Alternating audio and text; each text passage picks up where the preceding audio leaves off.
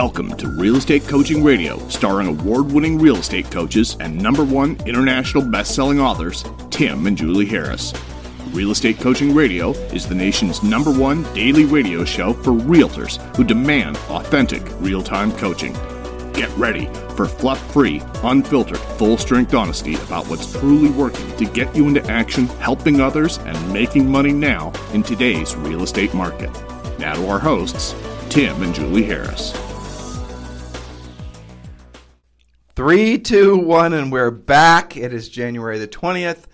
It is Inauguration Day. I understand our new president will be standing in front of a bunch of lights and flags as he takes the oath of office. It's not quite the same as a normal inauguration, but a historic day nonetheless. And that's the end of our political banter for today's podcast. Factual. And now we're done. Now we're done. Okay. So we meant to talk about this topic yesterday, and frankly, we got hooked into talking about Zillow, which was something that I'm glad we talked about because many of you reacted very positively as we were, I think, confirming a lot of your suspicions about the fact that Zillow is definitely not your business partner in the sense that, a business partner would normally be helping you in your business. Zillow has definitely been waiting in the tall grass for over a decade, essentially to displace you, to disintermediate you, and clearly that is what they're doing. And so we talked about that yesterday. Make sure you listen to yesterday's podcast. The day before that, we were talking about this very topic. And this topic is something that is near and dear to our hearts because of the fact that we have so many people joining our coaching business. Our coaching business focuses primarily on teaching agents a complete system, a system that's designed to get them into action taking listings. So our business is primarily focused on agents who want to learn how to be listing agents because frankly, obviously we touch on the buyer sides, we touch on, building a team or adding staff. We do all of that stuff, but we want your focus always to be on being a powerful listing agent because that is where you ultimately get the most leverage. That is where you generate the most profits, frankly, and that's how you create a real business. Focusing on buyers, as we discussed yesterday, is a bit of a perilous path going forward. If you have not listened to that podcast, please do listen because I think you'll be very, very clear that the buyer agent business, as it's been really, I think, prevalent since the 90s, when buyer agents became a thing, I think you're really going to discover that that might not be the future you want to overinvest in, given what Zillow and so many other companies are doing. So please go back and listen to that podcast from yesterday. But today's podcast is, like I said, a continuation. It's a focus on what action steps you should be taking now if you're a new agent or really a returning agent. And by returning, I mean getting back in the business, but maybe returning emotionally to recommitting to your real estate career. Is that about right, Julie? Yeah, that's right. So I think a lot of these points apply to everyone as a revisit to your education. You can take any one of these points, even if you are a fairly grizzled veteran, and say, you know what, I need to brush up on that. I find that, embracing the fact that knowledge equals confidence and ignorance equals fear, that's one of the core things here, right? So I find a lot of returning agents, newer agents, they have kind of an education deficit, an experience deficit, and that's really hard to just give someone. But these points are designed to shorten that learning curve. You have to acknowledge the fact, and I don't want to. We won't drill down on this too far, but it's really important that you acknowledge the fact that you're probably in there's arguably 5 distinct, they call it phases of learning or phases of mastery. There's unconscious incompetence, there's conscious competence, then there's, what's the next one? Well, so you start out unconsciously incompetent. I always get these confused. Which means you don't know what you don't know. Right. Just think literally what they mean. Unconscious incompetence. Right. You don't even know that there's stuff you don't know until usually something kicks your butt. And then you move into the next stage, which is consciously incompetent. Now you have an awareness of your incompetence. This is usually when people invest in coaching. Then you start to have conscious competence. You are working on your skills, but you still have to be conscious of the competency that you're working on, getting your pre-listing package in gear and having a really great, predictable listing presentation. but you're having to make the effort, so you're consciously competent. It takes mental and emotional effort because you're not on autopilot. And the last phase is unconscious competence. That's where you don't have to think about it anymore. And then some people would argue that there's a phase beyond that. But just for the sake of expediency and explaining what we want you guys to understand is chances are, if you're new, well, not chances are, if you're new in the business, you're unconsciously incompetent. In other words, you don't know what you don't know. And if you're returning in the business, maybe you've had a bunch of false starts, you're in that same phase too. And that phase is not something to be ashamed of. That phase is something to be embraced because it means that you're basically a blank slate. Now, this is also the most vulnerable phase that you can be in because you're going to be susceptible to charlatans. You're going to be susceptible to snake oil salesmen. You're going to be susceptible to people selling you shiny objects. And so you got to be really, really careful of guarding yourself, of protecting yourself. And you have to, I was listening to something this morning, and a new agent was describing how he couldn't believe as soon as his license number was issued, there was essentially a tsunami of marketers that just basically hammered down on him, trying to sell them, him their wares. And all of it was shiny object stuff. All of it was crap to generate leads and stuff that, essentially had no real purpose other than delight in his wallet. And he was smart enough to realize that, but now he was looking for direction. So I'm going to give you guys a little suggestion here. There's two ultimate paths you can take when building any business, especially a service business like what a real estate agent does. You can decide to have a marketing-based business that has that's prospecting enhanced, or your proactive lead generation enhanced, or you can have a prospecting-based business that is marketing enhanced. So the first one that most people will prescribe to and most people find more attractive is where you market and then you back it up by prospecting. And the reason we don't suggest that is because you will in most cases not have the money or the financial staying power to basically see the marketing through. And when you look at, and Julie's writing a very kick-ass white paper on this right now, we're studying essentially the 50 top sources of lead generation, but primarily listing lead generation. And we're going to score these each by essentially the amount of skill, the amount of effort, and frankly, the amount of rejection you might experience, the amount of cost it takes to generate that particular, business from that particular source, and also, most importantly, the effectiveness of this. And I'm gonna, if you can imagine it, we're gonna give everything. Did you decide to do colors or numbers? I haven't decided completely yet. Maybe both. Yeah, but we're going to give each one the treatment of, is it effective, yes or no, rejection, yes or no, effort, skill, etc. So, for example, what most of you are going to be attracted to, and most of these marketers are going to try to get you to be seduced by, is buying buyer leads. They're going to offer to run online media for you, generate leads on Facebook, do all this other stuff, or social networking and all that stuff. Well, that's going to be at the end of the spectrum that has no rejection, requires no skill, does require a lot of money, and has a ridiculously low return on investment, like single digit at best. But that's where most people are attracted. Now, why do most agents go in that direction? Because they think it's going to make them money the fastest, and it doesn't. It makes the person selling you the service money the fastest. And also, it requires no skill, and it requires no rejection. In other words, you're not being asked to do the things you don't want to do when you don't want to do them at the highest level. But that's where a vast majority of people, not just in the real estate industry, but in life, that's where they migrate to, especially this time of year. Look at all the people selling weight loss stuff, and they're all sort of spinning around the same thing. Essentially no real effort, real results for a lot of money. It doesn't work that way. Nothing in life works that way, guys. You intuitively know what I'm telling you is true. So as we're going through these points, I want you to write this down and never forget. You want to have a prospecting, or a more modern way of saying it, a proactive lead generation based business that is marketing enhanced. You do not want to have a marketing business that's prospecting enhanced, because the marketing based businesses will require tons and tons of money. And if you do happen to make money from it, you will have virtually no profit because you'll spend all of your money from it.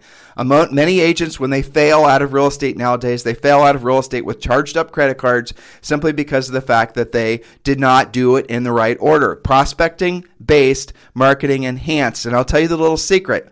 When you do a prospecting based, marketing enhanced, you will probably never want to do the marketing, because you won't have to do the marketing, because you'll realize that you can make enough money and your profit margins in your business are insane because you followed, frankly, the business advice I'm giving you now, which is build your business based on skills, build your based on being a proactive lead generator or a prospector, and then enhance it with marketing, enhance it with social networking, enhance it with all the other stuff if you choose to, but then it's optional, and I'm assure you that many of you will be wise enough at that point not to ever want to spend your money on that stuff, because you'll have built yourself a very profitable, successful business without having to fall prey to any of the gimmicks, and you'll see them for what they are. Versus if you've done it the other way around, what are you going to do when the first gimmick doesn't work? You're just going to do another one, and another one, and another one. Yeah, and meanwhile, you're in contract with all of them to keep paying the remainder of the 6 months of what you agreed to, even though it's not working. Exactly. You guys get the point here? Lack Come on. of control is what it gets down to. We are telling you what you don't want to hear when you don't want to hear. We're doing it, and we're doing it at the highest level because it's the right thing to tell you. It's the truth. It's the bottom line, no BS truth. All right, so Julie, let's get back to these points. Let's try. Okay. So point number 9, if you missed the previous ones, get caught up on your podcasts. Point number 9, we're talking about new, newer, or returning agents action plan, 16 points. Number 9, tour new construction if your area has it. You will not find this in your MLS in most cases.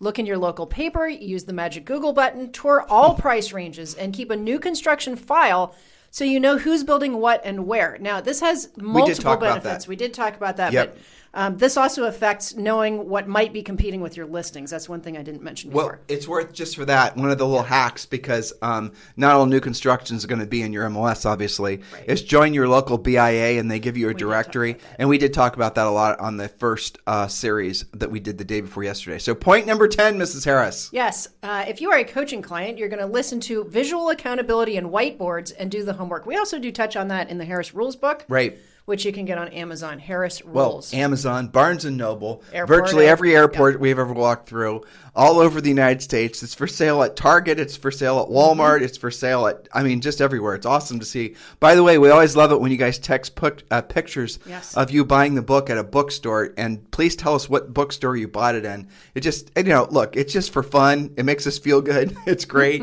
But the Harris Rules, which is for sale everywhere, is over 400 5-star review book. It's becoming one of the best-selling real estate books of all time. This is your A to Z complete real estate system, so get Harris Rules. It is also available on Audible, and the feedback on the reviews on the Audible version is fantastic as well. Yes, so what are we talking about? Visual accountability and whiteboards.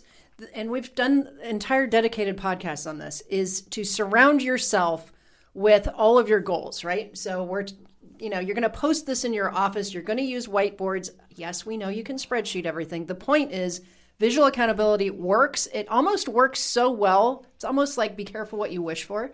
So make sure you know what you're doing on the visual accountability. Point number 11, listen to 18 relentless lead follow-up rules and do the homework. Now, why do we need 18 rules? It's because you guys try and make it so complicated that we have to actually say, use your voice, okay? Pick up the phone, speak into it. If they texted you, there's no rule saying that you have to text them back. One of the easiest ways to have an unfair advantage in your marketplace is adopting, and we talk about this in Harris Rules in our coaching, obviously, how your mindset about lead follow-up has to be furiously fast, which is the exact opposite. And you guys have experienced this too, how most agents operate. And look, voicemails full, emails don't get returned, just complete lack of communication.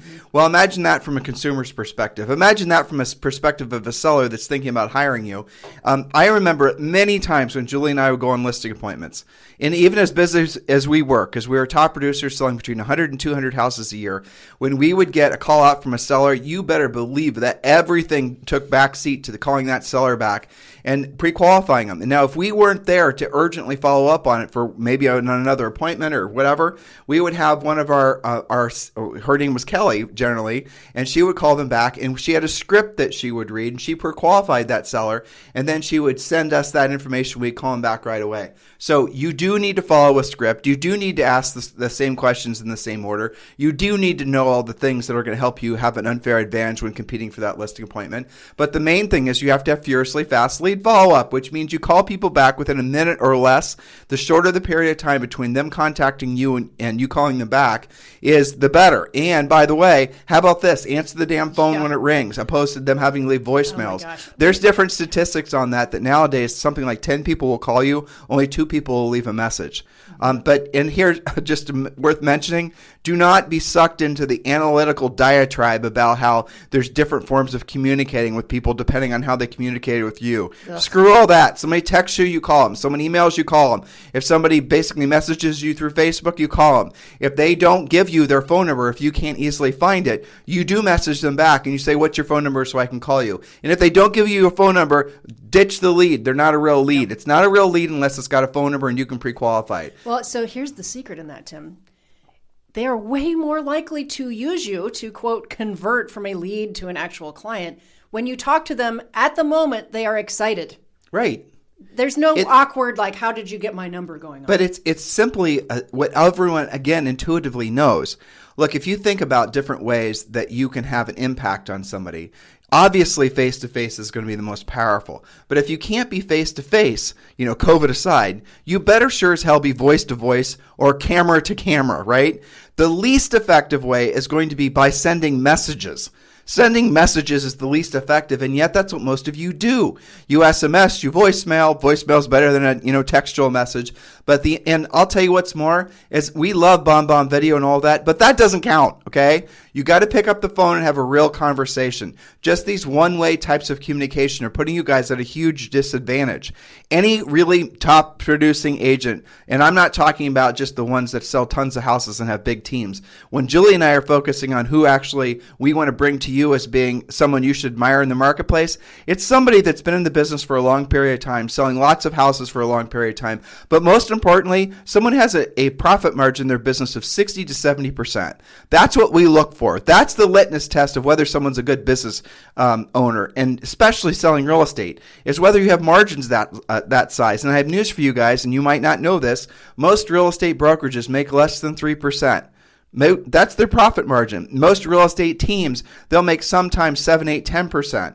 And that's great, but I want you to put this in perspective just so you can understand. That means that in order for that, like a real estate team, on average, let's say some team leader, Bob the team leader, it's Bob's real estate team. They have $1 million in gross revenue. All the team agents, all the buyer's agents and all the ads and all the branding and all the Mickey Mouse marketing. And they're certainly not prospecting based. They're definitely marketing based because that's how most of you guys think you're supposed to build your business. Well, Bob's going to make at best probably $125,000. Now, Bob's going to rationalize that he wrote off his Escalade and his RV as a business expense. But really at the end of the day, he made $125,000. Betty, who's across the hall from old Bob, or if they're at EXP, they're across the digital hall, right? That, Betty basically, she only sold, old Betty, she only did, $175,000 in total revenue. Bob did $1 million. Bob gets all the awards, all the accolades. Bob is, carried around on a red velvet chair, and they have created a Bob Day every other Wednesday. Bob Holiday. Bob a Day, right? Betty, she just gets forgotten about. But Betty sold $175,000 or earned $175,000 gross revenue, but her net profit is actually the same, if not better than old Bob's. That's how life works, guys. And yet our industry celebrates Bob, doesn't celebrate Betty. Well, guess what? We celebrate a combination of both when we can find people that have high production businesses that have been in business for a long period of time, but also have ridiculously high profit margins. That's what you follow. Those are the models. Don't just follow the agents and the brokerages and frankly the coaches and the quote-unquote coaches who are teaching you how to sell lots and lots of houses and generate lots and lots of revenue that has no profit. Who cares about that? You got nothing to show for it other than a bunch of people giving you recognition which you cannot eat or take to the bank or pay your mortgage payment with. Yes, so point number 12, decide which 3 lead generation spokes you will pursue first. In other words, where will your business actually come from? And listen to coaching, scripts, podcasts on those topics. People always ask, like, what are your 3 favorite spokes, right? And I think everybody's a little bit different on this. But coaching-wise, I think everyone should be working their center of influence all the time, but it's unpredictable. You can't tell me who from your database is going to list with you tomorrow. She's telling you that because a lot of you guys plant your flag on that hill and you never move away from it. You just say, I'm a centers of influence and past client agent, and that's that. And you never actually go and you have unpredictable business. I don't care how well you work your center of influence, how many tchotchkes you drop off and all the rest of it. At the end of the day, on all your pop buys, you cannot predict who's going to sell. Do not tell me about your fancy AI algorithm. At the end of the day, you cannot tell who's going to sell. It's essentially spinning the roulette wheel. Oh, Tim, I'll add more people and I'll increase my likelihood of those people choosing me. Statistically, that's true, but really you can manage a list of 1,000, 2,000, 3,000 people. You can really treat all those people like they're true centers of influence and past clients. You can't. That's not the way life works. And by the way, Julie said spokes on your wheel. If you don't know what she's talking about, you need to finish your real estate treasure map. The real estate treasure map is your fill-in-the-blank business and life plan. We've already created it for you. All you've got to do is print it out and fill it out. How about that? So just text 2021 to 855-685-1045. Text 2021 to 855-685-1045. And the second you do, we're going to text you back a link, and you just click that link and you can download the treasure map. Oh, and there's also 6 other books, including Think and Grow Rich for Real Estate, your 12-month lead generation guide, all kinds of great stuff waiting for you. So just text 2021 to 855-685-1045. Yes, so we talked about center of influence being an ongoing spoke that you're always adding to, you're always talking to, but you can't predict. Okay, so that doesn't mean you shouldn't be working it. It just means realize what kind of expectations to have. While that's going on, you then highly recommend, and we talked about this on previous podcasts, making for sale by owners and expired your next spoke. I kind of look at that almost as all one spoke because they're cousins. You know, the only difference is the for sale by owner has an extra conversation about listing the property. Why that spoke? Because they have their hand up. They say, I have a house to sell. You can talk to far fewer of them and get faster, greater results.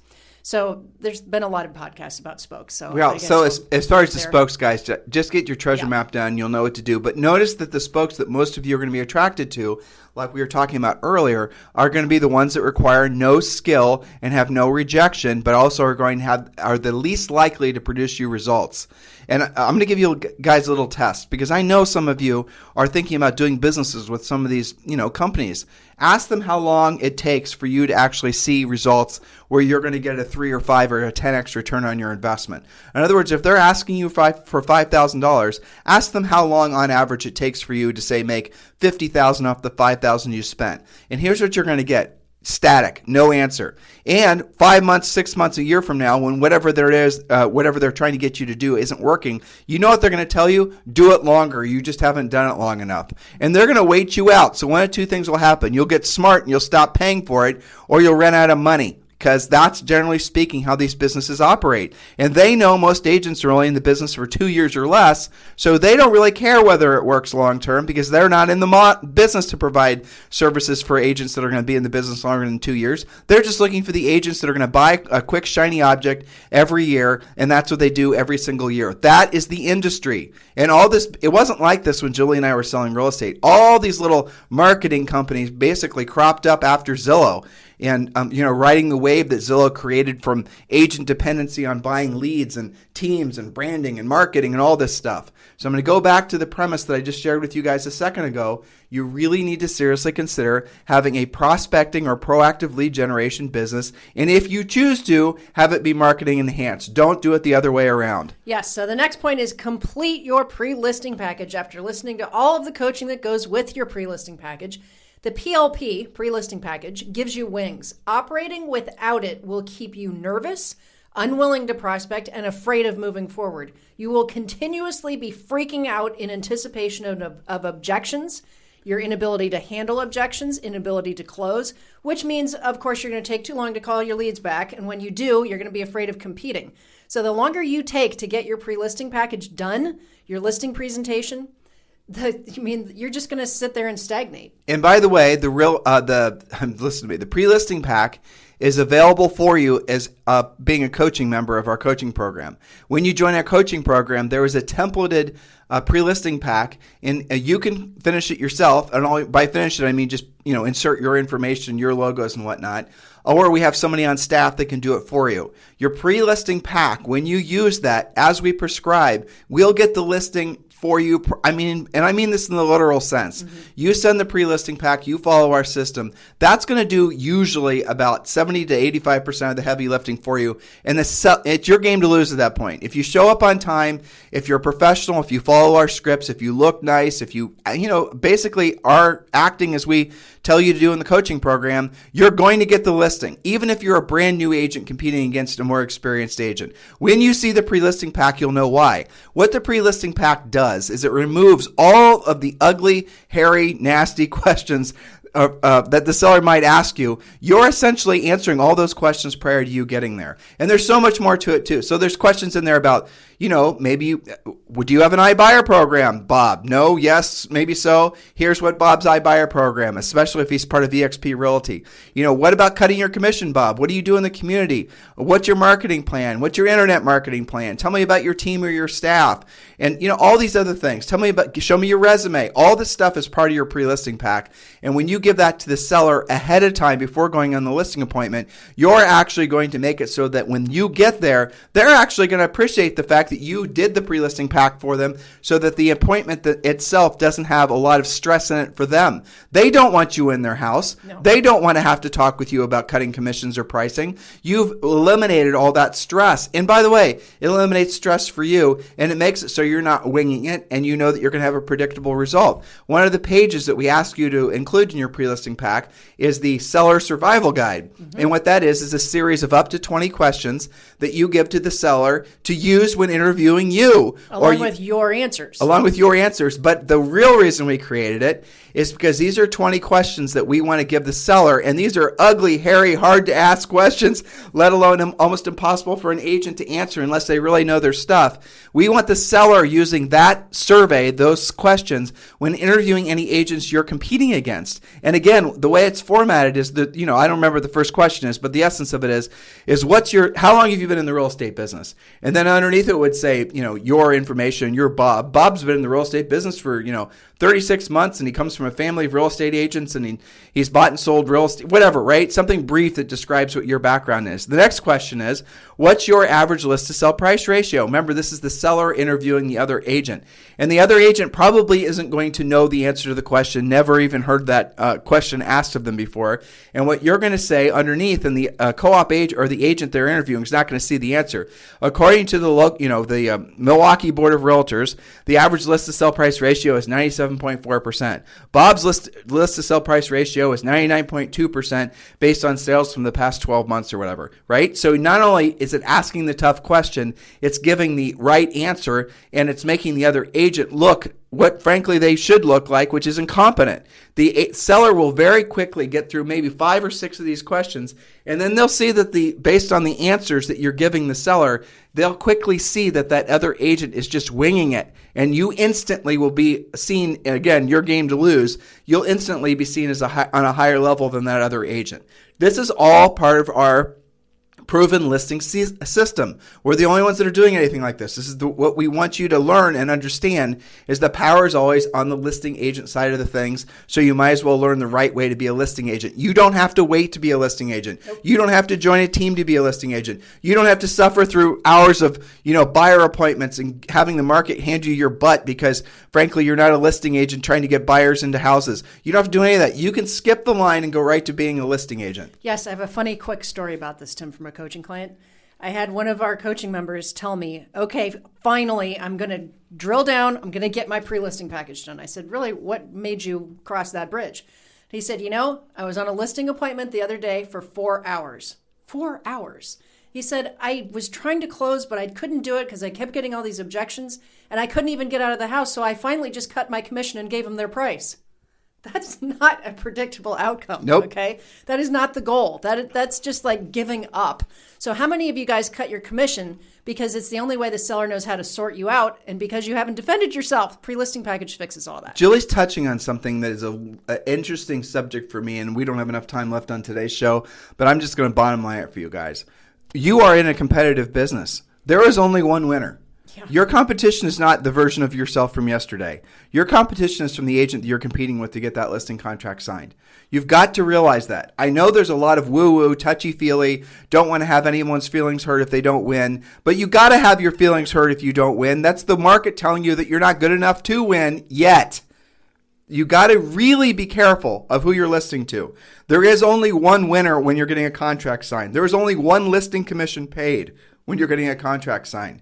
And if you basically are saying, well, you know what, I'm on my journey, I'm going to learn, but I felt good and they gave me some good feedback. You didn't get the contract signed. You're not going to get the commission check. Yeah. You're not going to pay your bills. So move past the touchy-feely woo-woo stuff that people are trying to convince you. In other words, they're trying to soften the blow from failure. No, not enjoy, but suffer the pain from failure, because it's your natural inclination then, once you've experienced the pain of failure, to move away from that pain and never experience it again. And the best way for you to do that is experience failure head on, experience rejection head on, suffer through it, realize it wasn't that big of a deal. Then you're like 1,000 times stronger than you ever thought you were. And you are, by the way. And then you follow the system, and then you start getting proven results. You cross that bridge with us, guys.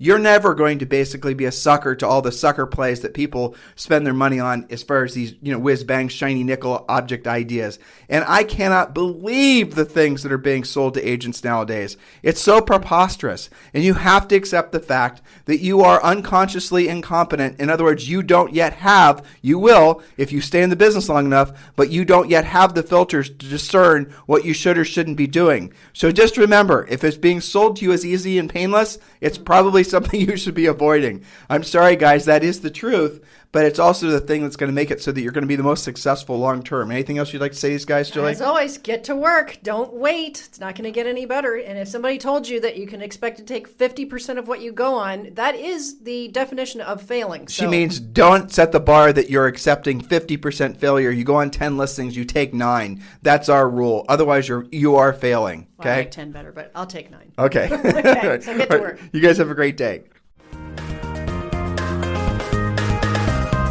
This program has been a presentation by Tim and Julie Harris, Real Estate Coaching.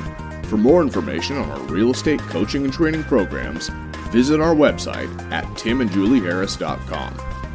Remember to tune in weekdays at noon for upcoming shows. And until next time, thank you for listening to Real Estate Coaching Radio with Tim and Julie Harris. This podcast is a part of the C-Suite Radio Network. For more top business podcasts, visit c-suiteradio.com.